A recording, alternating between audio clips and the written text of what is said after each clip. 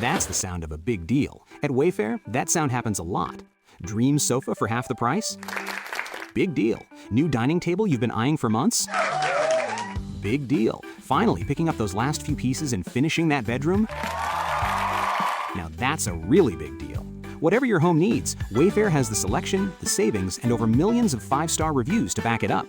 Shop wayfair.com today before someone else snags your big deal. Wayfair, every style, every home. Oh yeah, look at my life. Hey now, yeah. Oh yeah, look at my life out here on the road. Hey now! That was a pretty good one, wasn't it? Hey now. Welcome to Scott Fox After 9. We are taking another step closer to the weekend here, and I've got a great episode coming your way. On the pod today, I'm going to be talking about a whole number of different things, including floor-crossing MPs. Pierre Poilievre is going to America, and one stop in particular on his trip is a very interesting one. There's only one reason I can think of that Pierre Poilievre might be going to Austin, Texas. I'll circle back on that when we get to it.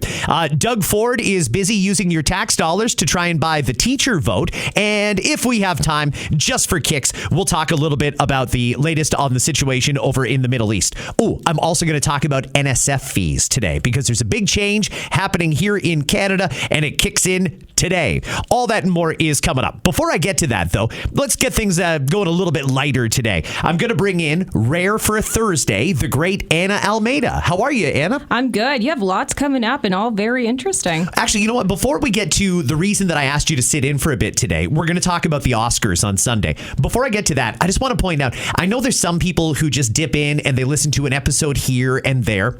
I want to highly recommend everyone, you check out yesterday's episode, the one that dropped on Wednesday, March the 11th.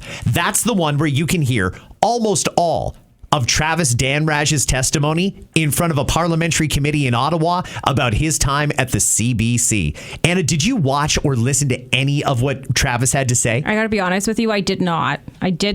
It was so revealing. Some of the stories you've told me about working in television, they were like on steroids at the CBC. There is a secret side to working in television that people don't talk about it, but I'm happy if he's shining a light and some of the bad, then I'm okay with that. Can I say it seems like television presenters, unless you're a producer or one of the senior executives, you guys seem to get treated like garbage. Unless you're liked, unless you're a favorite. Yeah, that's been my experience with a past boss, and it was very frustrating. It didn't matter what I did. I just felt like I was constantly getting kicked, honestly. And this is one of the first times I've ever really opened up about it on a platform like this. But it was not my best experience, and honestly, a big reason why I left. And I loved my job. When you were working at CTV, was there ever sort of either a formal or an unspoken rivalry against the folks over at the CBC? Well, yeah, of course, because you always want to be number one naturally, and you're naturally competitive too. You want to be the best. You want everybody to tune in. You want your story to be the one that goes viral and has the most views. So, of course, naturally, that is something. Yeah. And who usually won? Did you guys think you were better? Yeah, absolutely. Yeah? Good. I know we were. Defund the CBC. I know we were better. And what pained me was they always got paid more and we were the better product. You know, I'd love to. They never disclose what the salaries are at the CBC, but I'd like to know how much they're paying interview guests on the CBC. And I'd like to know how much the At Issue panel, Chantal Hébert, Althea Raj, and Andrew Coyne are getting paid to do 1 hour of television a week. Because I'll bet you the money would blow people away, how much they're making for that. And the thing is, for us at CTV, where I was, we never paid any guests. And usually that's typical in journalism. Yeah, in journalism, it's an unspoken rule. You don't pay your interview guests. Yeah. Because if you're paying them, you influence them. Exactly. But I'm told there's a lot of folks that appear on the CBC that get paid very handsomely from the taxpayer. Interesting. Yeah, no, we've never paid anybody. And also then that keeps the bias consistent. We're not influencing them any which way. We want them to feel comfortable and be able to speak their opinion. And that is why they're on the show, because they have a different view or they can give some light on an issue that we need some clarity on. Okay, if you want to hear that Travis Danraj testimony yesterday, it is in the Wednesday, March the 11th episode. Also in that one, and I think it's good just to generally be up to date on what's going on, Member of Parliament Andrew Lawton talks about what Bill C-9 is and what its implications are going to be. There's basically no way to stop it now. The Liberals are going to ram it through. They've got the votes, but everybody should know what's at stake with Bill C-9. So check out yesterday's episode. Anna, let's talk a little bit about the Oscars on Sunday. I'm excited. I love Oscar weekend. I love the fashion. I like seeing who's going to win. And there's a few. I'm really hoping Michael B. Jordan takes it. This would be in the Best Actor category? Yeah, and he's up against Timothée Chalamet, who has been the front runner up until this week, where he made some comments about the ballet not being real art and just things like that. Anyways, he's just shined a terrible light, and yeah. Okay, I don't want to put words in Timothée Chalamet's mouth, but I'm going to suggest that he was a little misunderstood, and not that he did himself any favors, because I don't think he explained his point properly. He didn't. But I kind of knew what he was going for. But it didn't matter, and I think that was just the thing that people had been waiting for one of them to screw up, so they could be like, all right, finally, we have a clear winner. And now everybody's saying it's going to be Michael B. Jordan. Up until that point, it was going to be Timothy. And now Timothy's kind of saying, it doesn't matter. It's the Oscar race. They're looking for drama, and here it is. Okay. Let's talk specifically today about the Oscars gift bag. And for those who don't know, if you're a presenter or a nominee at the Oscars, you get a gift bag. And this every year is controversial because you're giving these luxurious gift bags to people who need it the least. Multi-millionaires.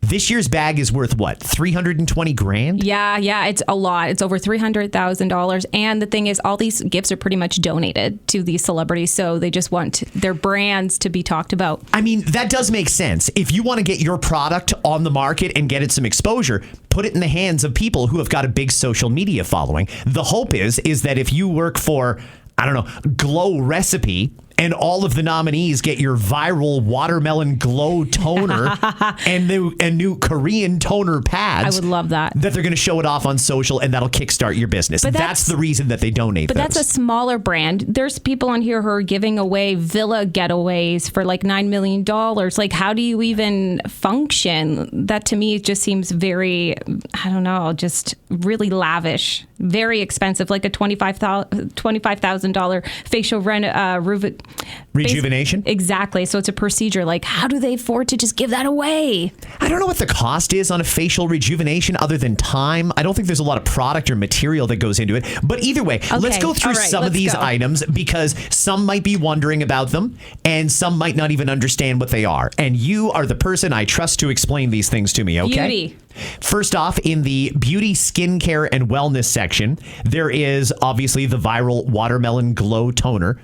Does it smell like watermelon, or does it use watermelon? Do you know? It's nice and light. It feels refreshing. It doesn't feel heavy. And the Korean beauty line is having such a big moment right now. This one I'm curious about. Supergoop Invisible SPF Sunscreen Primer. Which is amazing, because then you can put your makeup over it and it still primes your skin, so you will be protected against UV rays, but also your makeup can go on it naturally and it doesn't feel thick. So this is an amazing thing that they got going on here. I actually really want it myself. Okay, and that sort of rolls into services. They've got Art Lipo, body sculpting liposuction experience with Dr. Thomas Su. Yeah, you sculpt all the different places, and a lot of places take the fat out. They put it in different areas of your body that needs more fat. Is this where they like suck it out of your tummy and they put it in your butt? Yeah, or they put it in your lips, or they'll contour your face with some of your fat. It's interesting, or they save it. So when I think lipo and art lipo, can they sculpt like your belly to make it look like you have abs? Yes, really. You can. You can go and get abs kind of like shape on your midriff. Yeah, it's great. Or oh my gosh, not having my thighs touch. I've never experienced that in my life. I don't even know what that would be like. Okay. I'm sorry. You want to talk about things guys don't really think about? My thighs have been rubbing for years. It would be interesting to be able to remove some of that fat there. There is a smile makeover consultation and teeth whitening with the Beverly Hills Dental Arts Center. There is also a $25,000 facial rejuvenation procedure in New York with Dr. Konstantin Vasoyachuk. Sign me up for all of that. It's a $10,000 smile redo. So you get to go in, you get the pearly whites, and you look fantastic, like a movie star smile. And then you get your face redone too. And it's all supposed to be minimal. So you got work done, like, oh, you look younger, but what did you get done? It leaves you with those questions. She looks really good. I wonder, But it's not obvious. That's good. I thought that was the point of getting a procedure like that, is you're not supposed to look like you got work done. You're just supposed to generally have an improved appearance. But now everybody wants the new Kris Jenner look, right? Because she's 70 years old. She got this her face redone, and now everybody wants to get that exact look. So it was obvious she did it, but you don't know exactly what she did. There's also a trusted prenup. This is a custom prenuptial agreement created by celebrity divorce attorney James Sexton. Anybody who is a nominee or winner or presenter is going to get that as well. And I'm told this lawyer charges a fortune to do a prenup anyway. Beautiful. I love a good prenuptial agreement. I mean, if I were to get married tomorrow and somebody said, let's get one done, I'd be okay with it. I have nothing to hide, nothing to lose. I walk away with what I want. And I think this is a great thing. And celebrities, not to be rude, but they're constantly getting married in and out. And if this can protect them, why not? Again, the millionaires are getting a $320,000 gift bag, which includes some travel and luxury, 4 different wellness retreats, including a 10-day wellness retreat in Sri Lanka, a 7-day wellness retreat in Southern California. There is a luxury Arctic villa stay in Finnish Lapland with viewing of the Northern Lights and a private chef, and a stay at a $9 million private villa in Costa Rica that comes with a concierge, chef, and driver. I hate these people. How do they get so lucky? They get all of this to enjoy just by being nominated for an Academy Award or just getting to be there in general. Oh my gosh. I would take all of the above. I'd love to go to Costa Rica, Sri Lanka, all of that. That sounds glorious. I've been to Costa Rica. It's a great country. You loved it? Loved it. See? Really, it's way different than the regular Caribbean. Really? I thought so, yeah. Oh my gosh. And then to go on somebody else's dime and experience their villa, I would be all over the gram. So they're smart to do that. They're also giving away custom and THC products, including a luxury cannabis gift set with accessories, THC CBD drink packets, high potency cannabis products from Rhythm. I wonder how high potency they are. I hope good. I mean, in Hollywood, you need something. I like the fact that more cannabis is being added and it's not so taboo anymore, because a lot of people are actually stepping away from alcohol and really welcoming other methods of relaxation. And I think that's great. There's a new one that I discovered and I'm loving it. What is it? It's Pistol in Paris. It comes as pre-rolls, and there's a couple different kinds. I think it was like a Fanta Punch or something like that. Pistol in Paris. This thing, I didn't even know my name after I first took it in. Yeah, it is potent, Anna. We need to get high together. We haven't done that yet. No, you're right. Maybe it's just the work thing gets in the way. Damn it. There's a Senorita THC Margarita. Alcohol-free margarita that's THC infused instead. So they've created a flavored drink and added weed to it. But I like that. I love that. I think that's, you feel so much better after you're relaxed, you're having a good time, and that's the kind of margarita I enjoy. And I always order margarita. So if I could have it with some THC instead of actual alcohol, I would enjoy it so much more. Just a couple more things before I get into the content for today. There is kabuki-inspired Japanese luggage, body supportive underwear. Yes. Oh my gosh. So that's just a nicer way of saying Spanx. Oh. Okay. That's basically so it's what it shapewear. is. Exactly. But it's just a different way. Because nobody wants to be like, I'm wearing shapewear, especially today. You just want to be like, oh, look at this. I look seamless. It's these new pair of underwear. So yeah, just keep that in mind. There's also something here from a company called Grow, a luxury shower head with aqua booster technology. Yeah, it's just basically filtering out the bad water and you getting a pristine kind of wash and you feel good. Is that what it is? Basically, it's like filtered shower water? Basically, honestly, I bet you it doesn't even do anything too extravagant, but it's the thought of. People are being very conscious about the environment, what they're putting on their body, chemicals, what's being filtered out. So this is just a different way of adding to it. And yeah, you kind of get that tropical feel. There is a portrait photography experience with mini digital camera. That's so funny. A memoir by entrepreneur Mitch Gold. All right. I don't know if I'm just going to read that.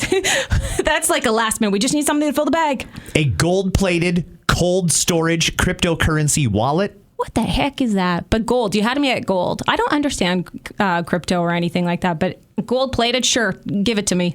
And there's also custom residential interior design services. That apparently is worth quite a bit from the company C Bespoke. I would love that. Honestly, I like design, but I get so flustered, and even just choosing pillows for the couch. So to have a professional come in and say, you're doing all this wrong, do it like this. Okay. And it's on their budget, not mine. Beautiful. Give me the gift bag. Do you have a prediction for Best Picture?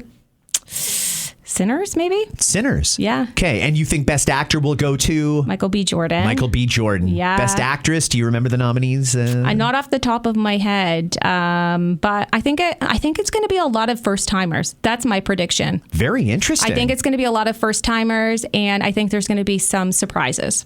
Honestly. Interesting. That's going to be my take from what I've been hearing around. I think it's going to go that way. I like that. I'll see you tomorrow for listener DMs. I can't wait. It's always so much fun to go through them. You have great listeners. Thank you. I think I speak on your behalf here when I ask listeners if you want to send one in for tomorrow.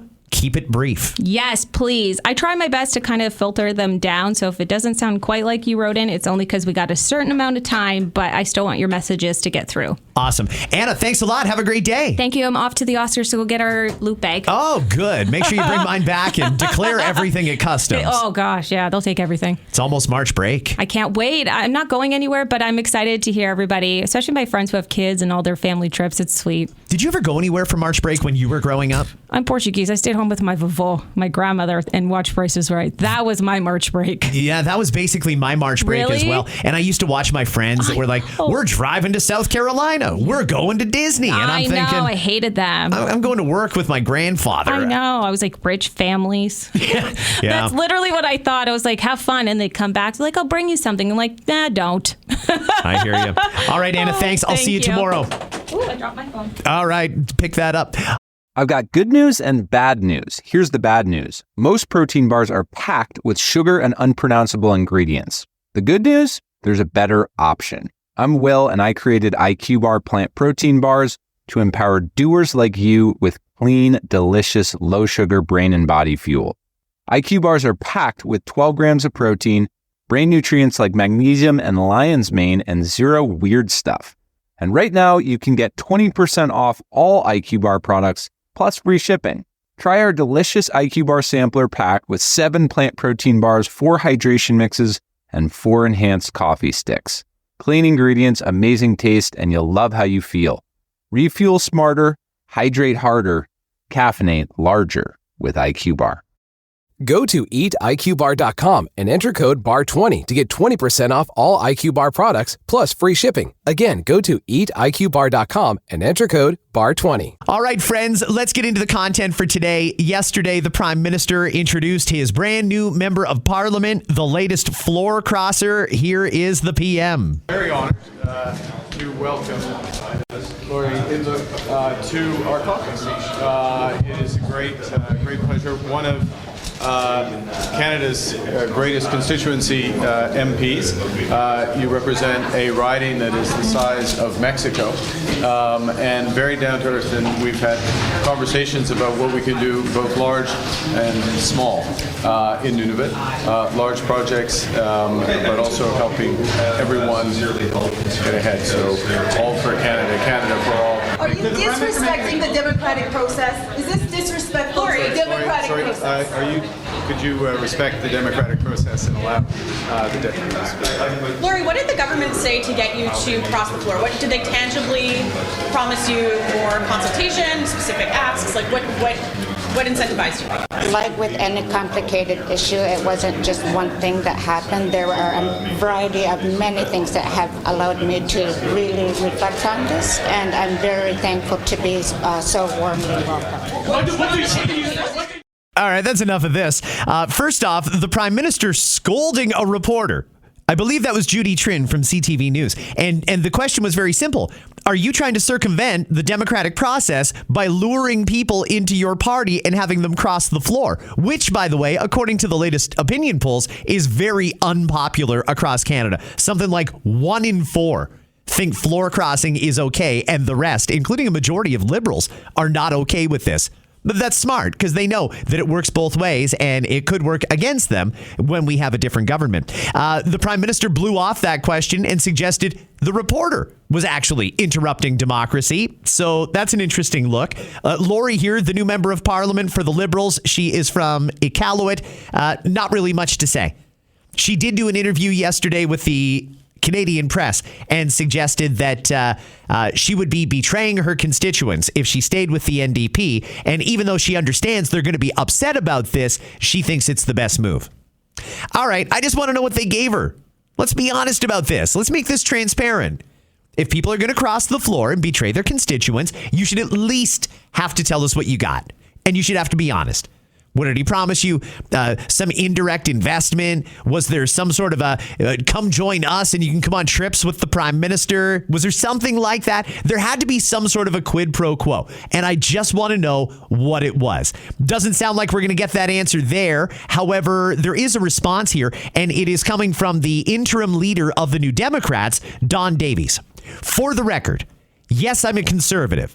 But I like Don Davies. I like the way he works, and I think that he had some very interesting things to say, specifically on the topic of floor crossers. Listen to this. Good morning, everyone. The position of the New Democratic Party on floor crossing is long-standing and clear. To us, the decision of voters at the ballot box is a sacred trust. And if a member of Parliament wants to override that decision, we believe they must go back to the voters and make that case to them and receive a renewed mandate. Any questions? Was there anything that happened within the NDP caucus that would have pushed Lori out as opposed to drawing her to the Liberals? Look, in these times, Canada needs New Democrats more than ever. People are losing their jobs. People can't access health care. They can't afford rent or to buy a house. They can't put food on the table. Working people are being left behind. And New Democrats will never stop fighting for working people and improving the lives of them across Canada. Isn't that interesting that the party on the right, the Conservatives, and the party further left than the Liberals both have the exact same position? There's too many people falling behind. There's too many people struggling. There's too many people losing their jobs. What's the disconnect with the people in the center? Do they just feel like their job is perfectly safe and their home value is never going to go down and they're just basically immune to all of these issues affecting Canada? I can't quite figure that out. But I mean, hey, that's Don Davies. That is his position. The New Democrats have always been opposed to floor crossing, and that is true. They have in the past made it known that they were opposed to floor crossing. Let me move on here. Something happened yesterday, and I'm kind of excited about this one. As you likely know, and there was a whole episode on this earlier this week, Pierre Poilievre did his trip over to Europe, and he was pitching partnership with Canada. And there was a lot of people in the media who were critical. Well, why would you go to Europe? Why wouldn't you go to America? Well, lo and behold, Pierre is going to America. Listen to this announcement. This week, I'll be heading to the United States to stand up for Canada and Canadian workers. First stop, Michigan, where I'll meet with auto leaders and state legislators to defend an integrated North American auto industry and fight for tariff-free trade that protects Canadian jobs. Then I'm off to Texas to advocate for Canadian energy because our resources make both our countries stronger, safer, and richer. And finally, I'm headed to New York to deliver a keynote address on the historic partnership between Canada and the United States, two neighbors, allies, and economic partners. As I said in a recent speech, we need to leverage the relationship we have with the American people. We should all be reaching out to American business, unions, media, governors, investors, mayors, civic leaders, and the administration itself as we work to fight for tariff-free trade and security cooperation. Look, Canada can't control every decision made in Washington, and I'll leave the negotiating up to our government. But we can leverage the goodwill and shared interests with the American people. And we can control what we do here at home by building our economy, unblocking our resources, and becoming stronger and more self-reliant. By building our leverage to achieve our objectives. That's how we defend Canadian workers. That's how we protect our sovereignty. And that's how we build a Canada that is stronger at home and unbreakable abroad. All right, great words there from Pierre Poilievre, and I'm going to be honest with you, I'm pumped. I think that's great, but I also think that that's what Mark Carney should be doing. Mark has been traveling everywhere he can except to America, and it doesn't seem like we're making any progress in trade negotiations. This could be a little bit of a lunch-eating experiment here for Pierre Poilievre. He got rave reviews from both left and right media when he did his trip to Europe. Now he's going to the States, and I'm very curious to see how that goes. I know there are a lot of American media outlets that are dying to get Pierre Poilievre on when he's down there. Now, one part in particular about that trip, I find this one very fascinating. Pierre is doing a stop in Austin, Texas. Why is it significant that Pierre is going to Austin, Texas? Well, day one, he'll be in Houston. And in Houston, they're going to talk about oil, the shared oil between Houston and Alberta. Okay, great. Texas and Alberta have a lot in common. It makes sense for him to go there. But why Austin? I don't know for sure. I'm just going to float this out there as a theory. Austin, Texas is where the Joe Rogan Experience is recorded. Joe's studio is in Austin, and if you want to be on the Joe Rogan Experience, you got to go to Austin, Texas. And I have every reason to think that if he's going there, he's likely going to end up on the biggest podcast in the world. The audience for Joe Rogan is bigger than just about every mainstream media outlet that you can name in North America. In fact, it's not even close. Is he going to go on Joe Rogan?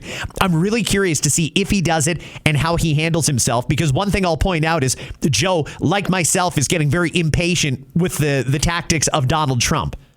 When he has a real conservative on there who's well-spoken and articulate like Pierre Poilievre, I'm curious to see how that interview goes. Nothing confirmed yet. I'm just floating it out there that if he's in Austin anyway, it makes sense that he would do Joe, and I have a feeling that's the reason that he's going to Austin, Texas. We'll see what happens. Either way, good luck and Godspeed to Pierre. We really do need to get a deal done. It's just got to happen. Friends, here at home, we have a big... Actually, you know what? Before I move on to that, let me just do one more thing here. While I'm talking about travel, the Prime Minister is getting ready to go out on another trip. Man, this guy seems to hate Ottawa because he does not spend a lot of time there. The new trip that Mark Carney has announced is going to have him leaving today to go to Yellowknife. Then from Yellowknife, he's going over to Europe. And then he's going to do a couple of stops there, which will end in him taking a vacation. All right. Hey, sure, take a vacay. So here's how it's going to work. He's going to fly 9 hours from Ottawa to Yellowknife. Then he's going to fly 17 and a half hours from Yellowknife to Oslo, Norway. Why on earth would he go to the opposite end of the country to the west only to travel east and go over to Europe? That's a weird flight, and that's burning a lot of gas there, Mr. Carney. But he's probably going to Yellowknife because he owes a few things after that floor crossing. So we'll see what he comes up with. After he gets done in Oslo observing some Canadian Forces exercises, he's going to go to the UK, where he's going to meet with British Prime Minister Keir Starmer. And then after that, the media comes home, and Carney is just going to disappear. He's going on a vacation in Italy. But not like coastal Italy. This isn't like a lay in the sun kind of thing. He's going to Rome. Why would he be vacationing in Rome? The Vatican is there. The Pope, as soon as the Pope was elected, Carney flew over there to meet with him. Is he going to go to the Vatican? And why would he? That's an interesting thing, isn't it? We'll see where that goes. In any case, the Prime Minister is gearing up for a vacation, one last junket, and then he is off. Now let's move on here. We have a problem here in Canada. We have a major problem. Conflict over in the Middle East is coming to Canadian streets, and it's becoming very, very concerning. We had the American consulate shot at the other day. They shot at the American embassy in Toronto. Bullet holes right through the front door. The Prime Minister has called that a national security incident. That's a big thing when we've got people here shooting up a foreign embassy. We've also had 3 synagogues in Toronto in a week that got shot up. Simple question. What is our federal government doing about it? Well, they've announced they're going to give some money for added protection, but I think there's some people that are looking for a little bit more. Here is the Public Safety Minister, Gary Anand Asangri. Listen to this. The funding today that you're offering essentially helps Jewish communities fortify their synagogues or their houses of worship. It doesn't address the issue of the people committing the crimes in the first place. What do you tell the Jewish members of the Jewish community and other communities who are under attack about what you're going to do to actually stop these crimes from happening as opposed to helping them barricade against them? Look, there are a number of measures that are going through the House, as you're aware. Bill C-14, which deals with bail reform as well as sentencing. Bill C-16, which works to support victims' rights as well as administration of justice. Bill C-9, which is a critical piece of legislation that will ensure that symbols of hate as well as attacks at places of gathering of particular communities are codified in law as criminal acts. There's a number of investments that we made, including 1,000 new RCMP as well as 1,000 new CBSA personnel. This speaks to a suite of changes that we have made available to law enforcement to ensure that they have better tools to do their work. At the end of the day, this is an additional measure that will augment the supports we're already giving for infrastructure, but this is more towards coordination. So it will bring together. I'm going to cut this guy off because it's very simple. Shooting at an embassy, shooting through a synagogue, it's already illegal. The question is simple. What are you going to do about the people that are doing this? He rhymed off a whole bunch of legislation that isn't passed, and they've had a year to pass it and haven't. I don't know why people in the Jewish community in particular would feel any safer based on that answer. Here's one more from the minister. Yikes. Listen to this. Recently, the Conservatives have been pointing to 700 IRGC former members being in Canada. Yesterday in the House, I believe you disagree with that number, but didn't offer another number. So how many former members of the IRGC do you believe are in Canada right now? Look, right now there are about 28 that are going, that have been deemed to be inadmissible, that are going through a process of removal, and some of them are going through the Immigration Refugee Board. There is due process that essentially will determine if they're eligible to stay here or not. I want, so if I may, so 700, the number that is being used, is a number that is not substantiated. That is an allegation that there's 700 people that are here. The details have not, as far as I know, have not been provided to CBSA. What I will say is that CBSA has reviewed over 18,000 applications and sought admissibility on those, and they are satisfied that those individuals are admissible. They are investigating currently 28 that are going through different stages of removal. One has already been removed, and others, once the process is complete, will be removed from here. Okay, just to clarify, the Conservatives say there are 700 members of the Iranian Guard that are here in Canada, and they've been deemed a terrorist group, so they should be deported, right? Well, the minister here, the public safety minister, disagrees. He says it's not 700, it's 28. And only one of them has been removed so far. Only one of them. So what's the holdup here? We've got synagogues being shot up. We've got the U.S. consulate being shot up. I don't know that he really knows what his job is. I'm going to float that out there, that maybe he doesn't understand what his position here is. But one thing I do want to do, just in the name of fairness, you heard a couple of clips there from the Liberal public safety minister. Let's hear from the Conservative critics. I'm going to play just a little bit of a news conference here with Melissa Landsman, deputy leader of the Conservative Party, and Michelle Rempel-Garner, who is the immigration critic for the Conservatives. Listen to this. The hundreds of agents that are here today live in Canada with complete impunity, and we have a Liberal government that has done absolutely nothing to stop it. We've seen violence against businesses, gunshots into Iranian activist businesses. We've seen terrorism in the Jewish community. We now are amongst we are now amongst nations that lead the world in attacks against Jewish institutions. Today, we are calling on the government to table a plan to get rid of these terrorists that are on Canadian soil.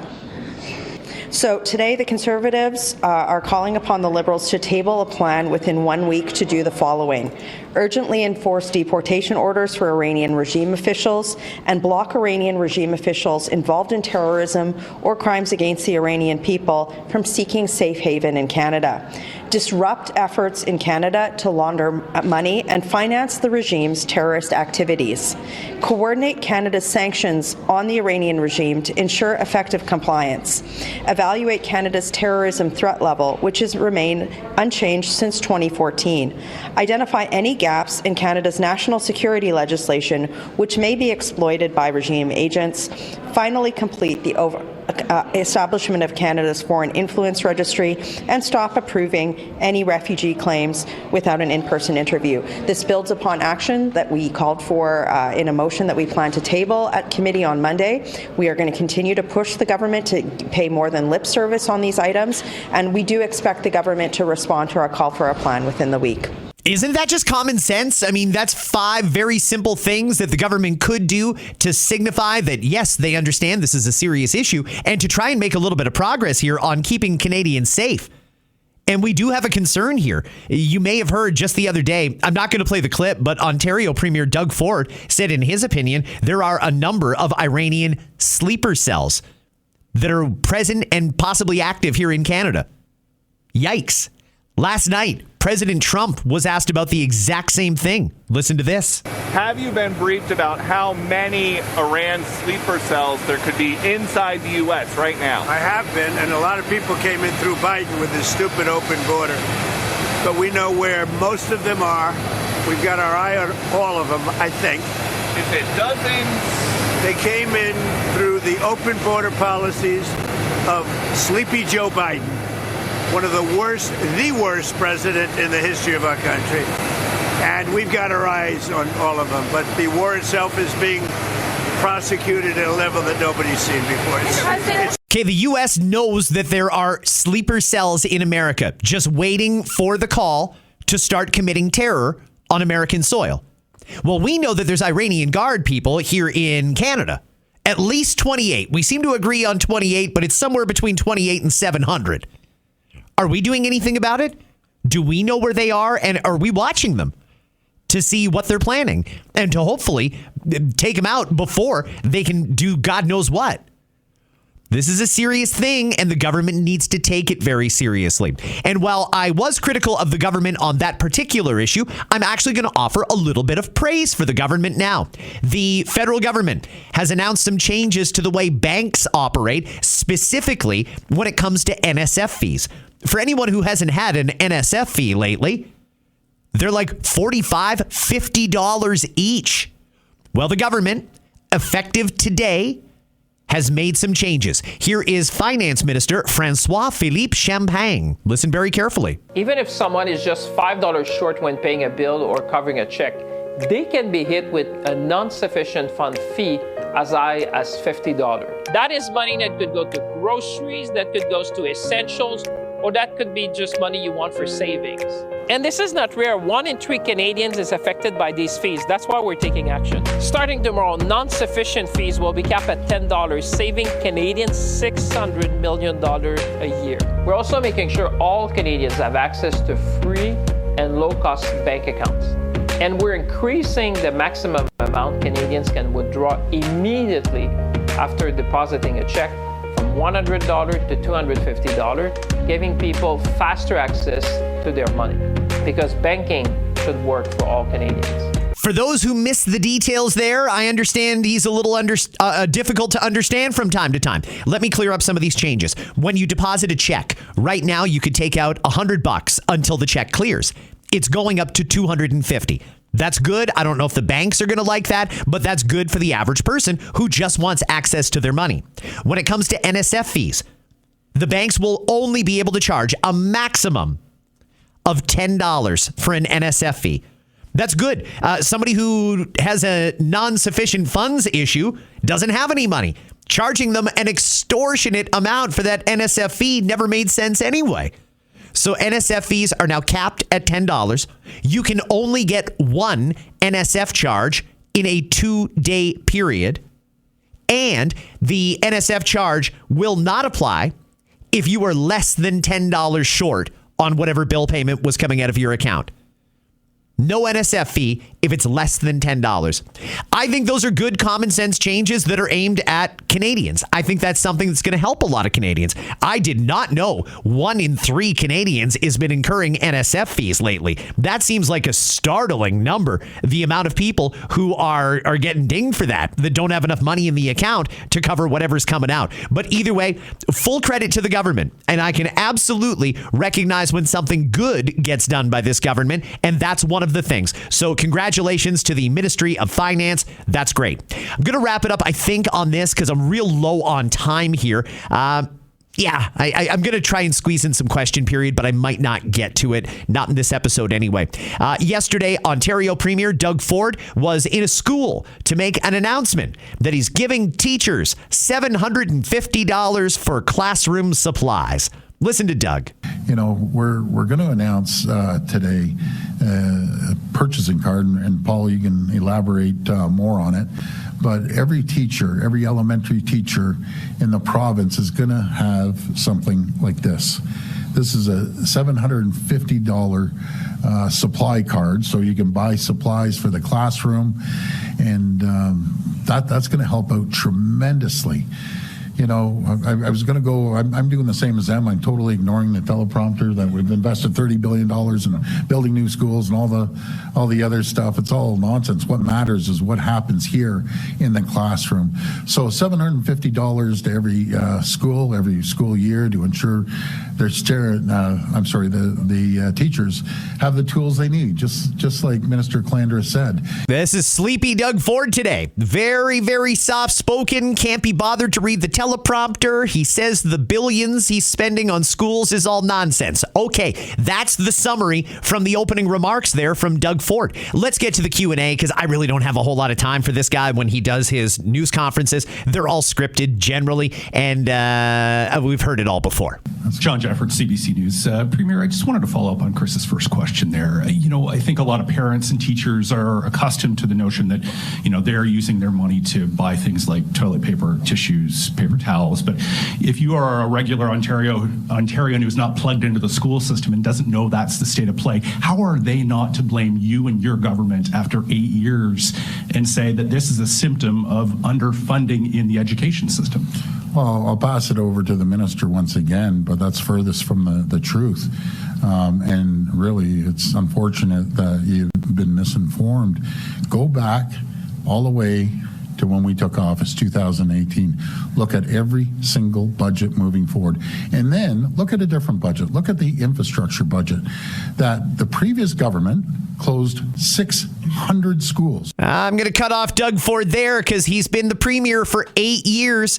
For 8 years, teachers have had to use their own money, dig in, and buy basics that their kids need.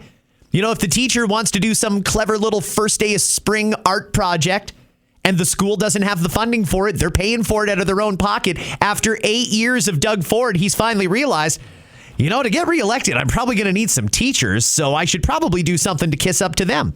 And now he's going to spout off a whole bunch of numbers that I don't really believe anyway, but they're going to come up in the next question from, so I could watch Tina Yazdani ask Doug Ford questions all day. Listen to this one.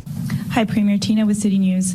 Tina. Premier, some of your ideas lately, for example, the convention center, the tunnel under the Great ideas. Those are going to cost billions of dollars. And I know a lot of teachers, educators are wondering why there is money for those projects when classrooms aren't even getting their basic supplies like toilet paper and paper towels. Let's address that. All the money comes, again, the foundation of our education and healthcare and infrastructure is the economy.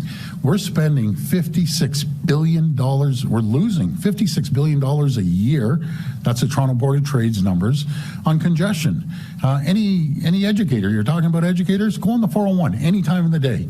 It's going to take them an hour to get across the city, which is unacceptable. So there's two types of politicians, in my opinion. Ones that sit there and look day by day, budget by budget, which is important to look at budgets every year.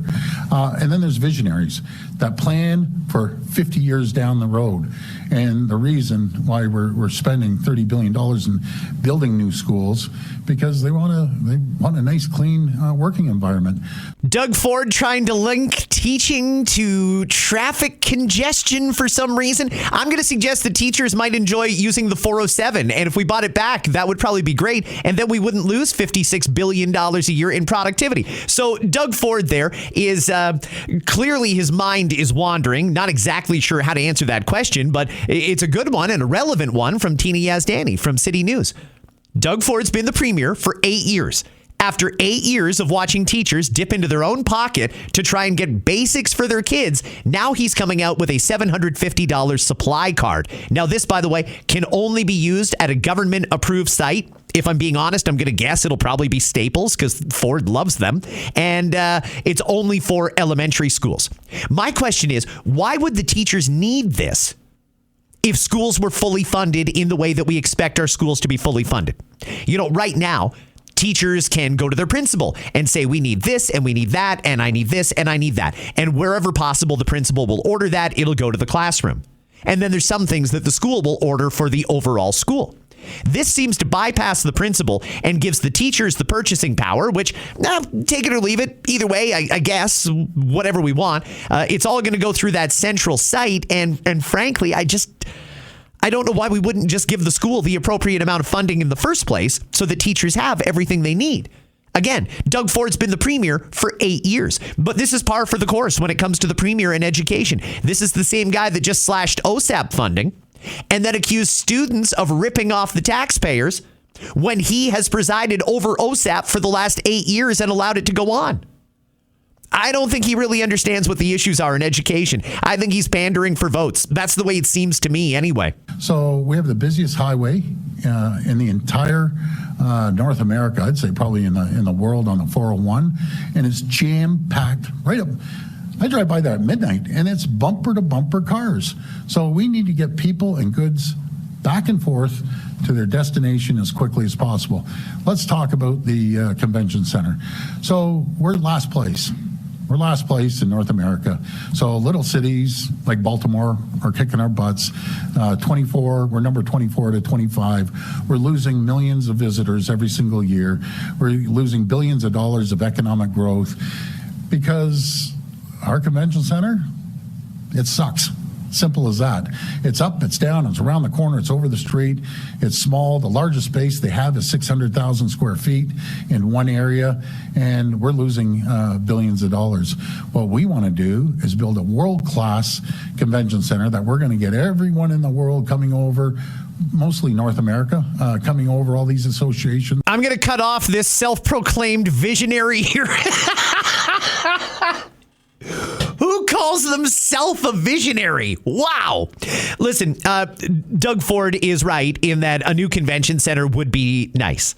But again, there's a difference between wants and needs. And right now, our schools need funding. Even though he wants a convention center, unfortunately, we're going to have to make do until money improves. This is a conversation that families have around the dinner table every single night. But Doug Ford doesn't seem to care because he's not spending his own money. He's spending our money. Schools be damned. We're building. We're going to dump some stuff in Lake Ontario. We're going to pave it over. Then we're going to build a convention center and we're going to extend the airport. And that's just all there is to it. There is billions and billions and billions of dollars for that project. Schools, best thing you can do is $750. Sorry, that's all we got. Imminent problems. And that's why these OSAP changes had to kick in immediately. Because he's going to spend billions and billions of dollars filling in one of the Great Lakes so that he can build a convention center. That's your visionary premier, everybody, right there. Let's do, I do want to squeeze this in. There was a good exchange yesterday. We don't have many days when the Prime Minister is in question period in Ottawa. Yesterday, he did show up, and Pierre Poilievre got a chance to ask him a couple of questions. Listen to a brief exchange between the leader of the opposition and the Prime Minister. Mr. Speaker, the Prime Minister had 4 flip-flops on Iran in just the same number of days. This is a pattern. He's also flip-flopped on oil and gas. He wrote a book called Values, in which he said he wanted to keep 50% of our energy in the ground. He said in that book he wanted to raise carbon taxes. And then he claimed that he had flip-flopped on that, while he's since kept in place every anti-development law that Trudeau passed. He has renamed the carbon tax, and he's brought in an industrial carbon tax that has driven away an $8 billion project. So will he flip-flop again, reverse these Liberal policies so that we can actually supply the world with the energy it needs in this critical time? The Right Honourable Prime Minister. Mr. Speaker, I appreciate receiving this gift on this day honoring Ireland. Canada is increased at record levels our oil exports. Canada has approved under this government Silicon. Canada has approved and started one of the biggest LNG. Canada is working to the lowest carbon LNG and the lowest carbon oil exports in the world. We will maintain and increase our competitive position. We're driving straight forward. Then why are gas prices so high? It's been noted as the rest of the world prepares to unleash more barrels of oil into the market to stabilize prices, Canada's the only country in the G7 that doesn't have a strategic oil reserve. Why is that? Why don't we have one? We've got tons of oil. What we're not sending down the pipeline, why aren't we creating a strategic reserve? The U.S. has got a massive strategic oil reserve. And when prices get crazy because demand is pinched, they can release that strategic reserve into their market and bam, prices come back down because supply is abundant. Why can't we do that in Canada?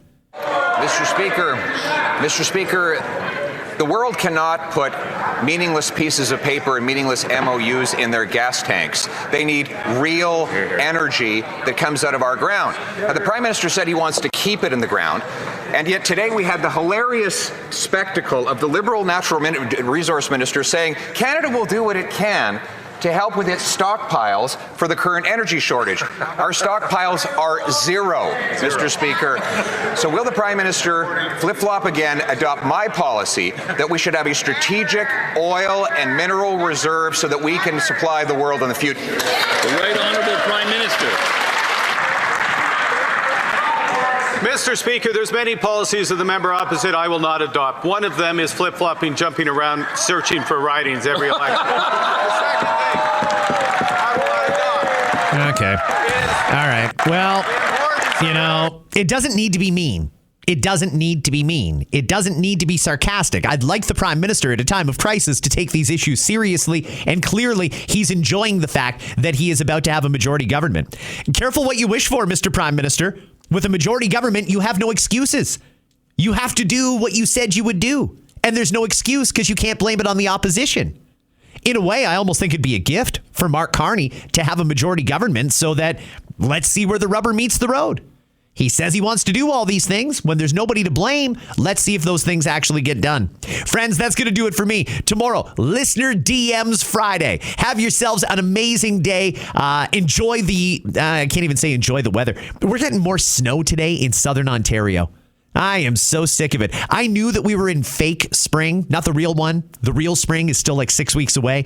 We got a little teaser with nice weather last week and then right back to the snow. Yeah, it's miserable. Anyway, I'll try and get myself a better attitude and talk to you tomorrow, friends. I'll leave you today with the sounds of Pat James and The Whole Truth. Hey now. Oh, yeah, look at my life. Hey now, yeah. Oh, yeah, look at my life out here on the road. Oh, yeah, look at my life. Hey now, yeah. Oh, yeah, look at my life out here on the road. Ryan Reynolds here from Mint Mobile. I don't know if you knew this, but anyone can get the same premium wireless for $15 a month plan that I've been enjoying. It's not just for celebrities. So do like I did and have one of your assistant's assistants switch you to Mint Mobile today. I'm told it's super easy to do at mintmobile.com/switch. Upfront payment of $45 for 3-month plan, equivalent to $15 per month required. Intro rate first 3 months only, then full price plan options available. Taxes and fees extra. See full terms at mintmobile.com. Craving the coffee flavor you love, but without the caffeine? Kachava's got you covered with their newest coffee flavor. This all-in-one nutrition shake delivers bold, authentic flavor, crafted from premium decaffeinated Brazilian beans. With 25 grams of protein, 6 grams of fiber, greens, and so much more. Treat yourself to the flavor and nutrition your body craves. Go to kachava.com and use code NEWS. New customers get 15% off their first order. That's KACHAVA.com, code NEWS.